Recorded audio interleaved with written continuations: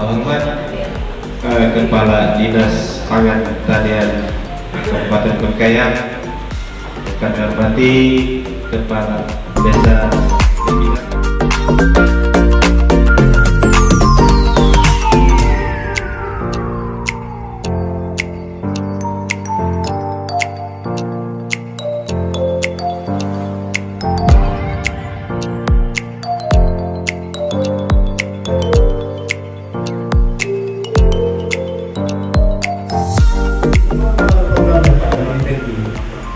Yang mintanya itu minimal 30 hektar satu hamparan untuk tanam simbol semua. Jadi nanti semua yang orangnya oleh TNI. Kemudian di pabrik itu dilakukan modern. Alam pada alat support dan menjadi official haknya.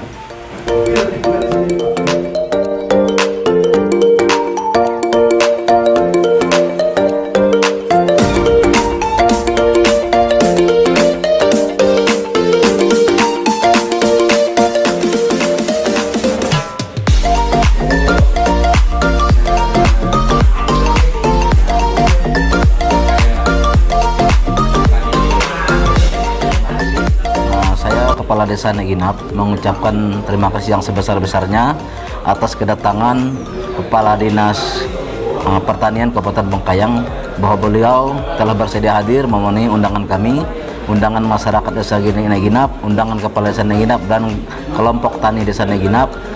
Jadi harapan kami selaku pemerintah desa, bagaimana di Desa Neginap kami yang selama ini baru pertama kali didatangi oleh dari Dinas Pertanian. Tentu harapan kami berikutnya adalah bahwa petani kami di Desa Neginap ini mencapai 95% dengan luas lahan berkisar 100 hektar.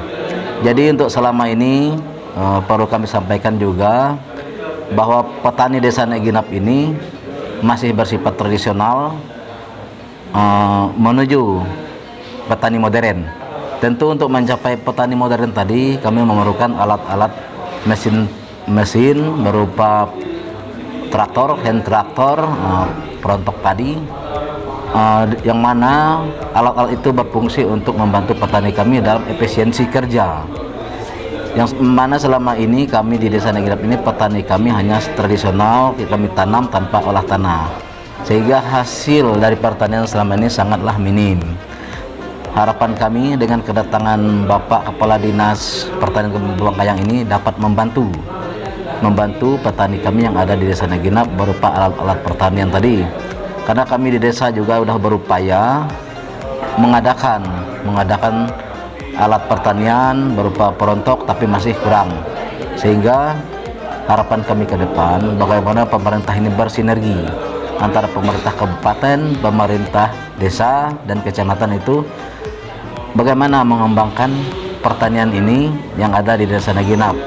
Kemudian untuk lebih lanjut bahwa di Desa Neginap ini kami Pelesa baru mencanangkan bahwa pertanian itu kita adakan 3 kali 1 tahun.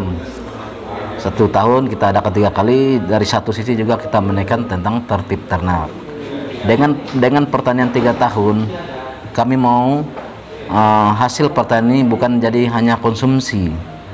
Jadi harapan kami ke depan bagaimana hasil petani menjadi produksi.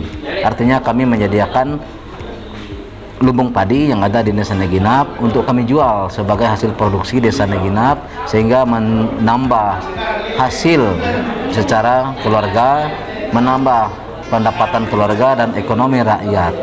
Tentu dengan petani yang cukup baik dan berhasil, sehingga tercapailah kesejahteraan masyarakat. Bismillahirrahmanirrahim. Assalamualaikum warahmatullahi wabarakatuh. Adil Katalino Bacura Amin Kak Surga Basengat Kabubatah. Terima kasih kepada Kepala Desa Neginap Bapak Marukis yang luar biasa menurut kami menyampaikan program pertanian untuk desanya, walaupun beliau termasuk desa yang baru dipilih oleh masyarakat, tapi dia punya program luar biasa. Yang paling tidak bahasanya antara pemerintah daerah ataupun kabupaten, kecamatan dan desa saling bersinergi. Jadi program beliau, kami selaku BPP Montrado yang dipercayakan untuk mewakili, sangat mendukung program beliau. Semoga kedepannya nanti kami berharap di Kecamatan Montrado tidak ada lagi desa yang tertinggal, mau di bidang pembangunan ataupun pertaniannya. Apalagi program beliau luar biasa menurut kami, akan meningkatkan IP 300. Jadi menurut kami luar biasa. Jadi dengan dukungan-dukungan yang ada dari masyarakat, kami selaku penyuluh lapangan yang ada di Kecamatan Montrado akan mendukung penuh dan mengawal terus dan mendampingi petani yang ada di desa Nek Ginap ini. Mudah-mudahan apa yang dicita-citakan beliau bisa tercapai dalam waktu. Ya. Jadi hari ini kami ke sini, saya pertama mengucapkan terima kasih banyak dulu kepada Kepala Desa Nek Ginap Pak Marukis yang hari ini mengadakan pelatihan bagi petani. Nah, adapun hal ini dilakukan dalam rangka untuk menguatkan desa Nek Ginap ini terkait dengan pengembangan komoditi pertanian. Dan selama ini yang kita fokuskan adalah untuk tanaman pangan berupa padi dan jagung dulu.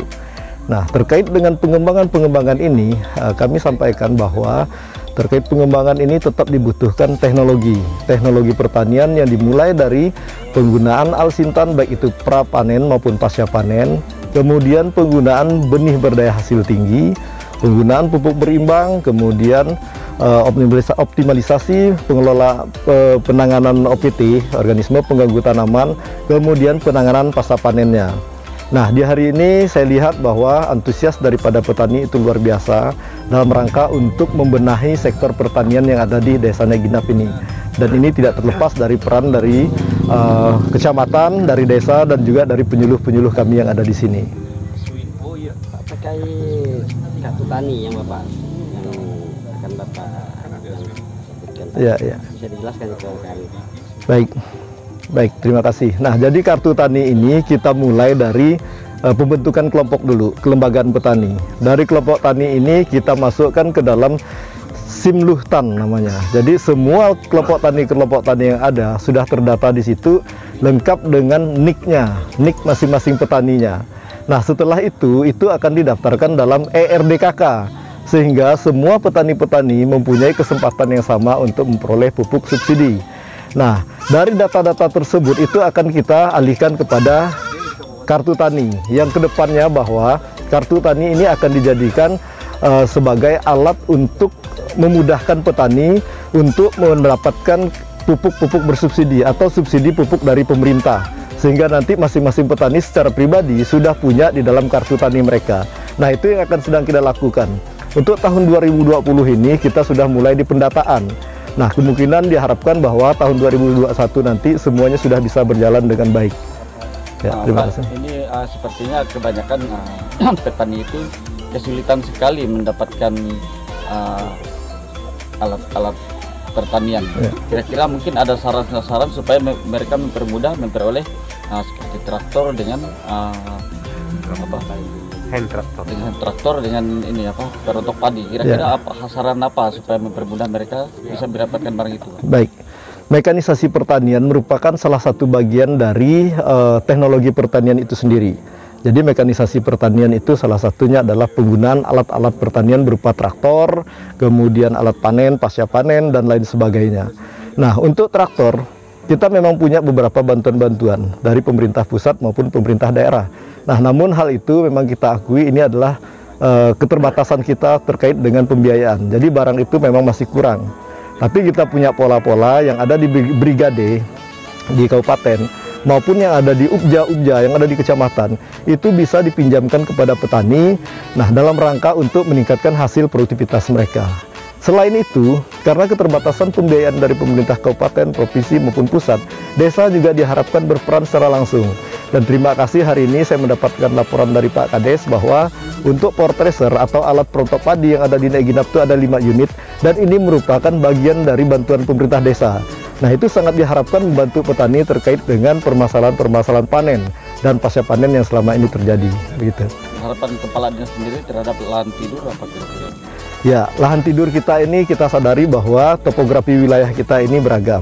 Ada yang berbukit, ada yang datar, ada yang lembah. Nah, jadi silahkan dimanfaatkan dengan baik sesuai dengan potensinya. Untuk lahan-lahan basah yang potensi sawah, potensi padi, bisa dikembangkan komoditi padi sawah. Kemudian lahan-lahan kering bisa dikembangkan untuk komoditi padi lahan kering atau padi gogo, ataupun komoditi jagung, atau turiman, tumpang sari tanaman antara padi dan jagung atau padi dan kedelai, kacang-kacangan misalnya seperti itu. Karena saya lihat juga ada beberapa tadi tanaman kacang-kacangan di lahan-lahan petani ini, dan itu bisa ditumpang sarikan dengan padi. Dan selain itu juga untuk lahan-lahan tidur yang lain, yang daerah-daerah yang perbukitan, itu bisa dimanfaatkan oleh petani untuk lahan-lahan tanaman untuk komoditi perkebunan, misalnya karet rakyat. Nah, karena karet ini sangat familiar di masyarakat, oleh sebab itu diharapkan pengembangannya itu tidak akan mengalami kesulitan, karena sudah tahu semua terkait dengan karet. Selain itu juga untuk lahan-lahan pekarangan. Lahan-lahan pekarangan masyarakat ini ketimbang tidur, ketimbang ditumbuhi rumput, mending diisi dengan tanaman-tanaman yang bisa menunjang kebutuhan pangan keluarga, misalnya untuk tanaman sayur-sayuran dan tanaman rempah, misalnya seperti itu, cabai, kemudian kunyit, jahe, dan lain sebagainya. Itu untuk pemanfaatan lahan. Sedikit Pak Kadis terkait peti yang banyak menggogoti lah lahan-lahan pertanian kita yang ada di Kabupaten Bengkayang. Sedikit tanggapannya. Ya. Nah, peti ini memang untuk sementara ini mengganggu, aktivitas peti ini sangat mengganggu pengembangan komoditi pertanian, khususnya untuk daerah-daerah sawah yang memang membutuhkan air yang sama dengan untuk peti. Nah, kita coba hitung-hitung sekarang, hasil dari peti ini itu bisa dinikmati ketika lahan itu masih dikerjakan. Tetapi kalau lahan itu sudah tidak bisa dikerjakan lagi, artinya sudah dikatakan lahan itu eks-peti, itu akan terjadi bertahun-tahun tanah itu tidak bisa digarap. Nah, petani saya harapkan mampu menghitung biaya-biaya untuk itu. Misalnya kalau dia dikembangkan untuk komoditi sawah, dia bisa berhitung untuk sekian puluh tahun yang akan datang, berapa hasil yang dia dapatkan. Selain itu, efisiensi daripada dia harus beli padi, beli beras, itu sudah berapa dibandingkan dengan hasil yang didapatkan dari peti yang mungkin mendapatkannya instan hanya satu kali. Nah, untuk pengembangan komoditi ini bisa diperoleh sepanjang lahan itu masih bisa dikerjakan. Nah, artinya berhitungnya harus seperti itu. Kita tidak menghitung dari segi jumlah uangnya dulu, tapi hitung dari keberlanjutannya, seperti itu.